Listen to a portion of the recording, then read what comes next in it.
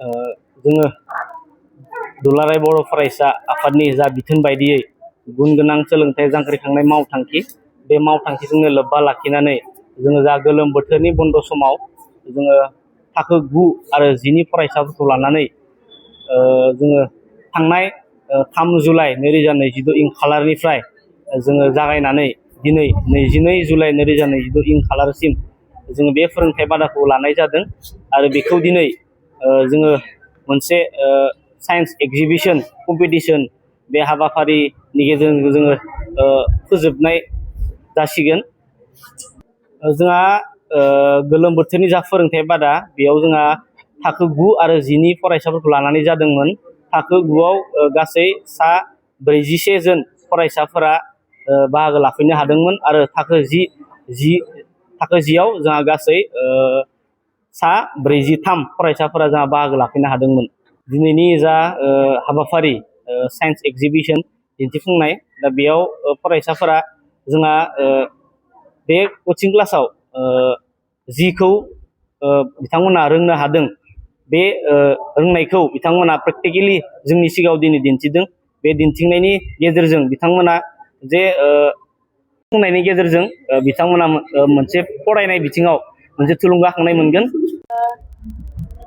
थांनाय गोलोम बोथोरनि फोरोंथाइ बादाजों दा बर'मा एबसुआ जा खुंफुंनाय बिगियान दिन्थिफुंनाय दिनैनि बे हाबाफारियाव जोंबो बाहागो लादों।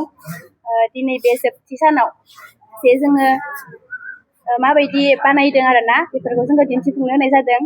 जोङो गोदान फिनजाग्रा फुंखाफोरनि सक्तिनि बागै जों बे प्रजेक्टखौ बानायनाय जादों। सार जोङो बेखौ जों गावनो बानायदों खिन्थु एसे गुबुनफोरनिबो मदद लानाय जादों आरो। खुलुमबाय, दिनै बेयाव गुबैयै बिगियान दिन्थिफुंनाय हाबाफारि लानाय जादों। जोङो सोरांनि बायस्रानायखौ दिन्थिफुंनाय जादों। बेखौ जोङो गुबैयै बिजाबाव मोनदोंमोन आरो बे बिजाबखौ जोङो प्रेक्टिकेलियै बाहायनो बा दिन्थिफुंनो नाजादों। जोंनि ग्रुपनि मुङा सार आइजाक निउटन। बर'मा एबसुनि गोलोम बोथोरनि कचिं क्लास लानायाव दिनै जोबनाय सानाव मोनसे प्रजेक्ट दिन्थिफुंनाय जादों। जोङो बेयाव मोनसे प्रजेक्टखौ बेनि मुङानो जाबाय कार्बननि सोखायनाय। बे कार्बनाव जोङो बेखौ जोङो सावनानै होयो।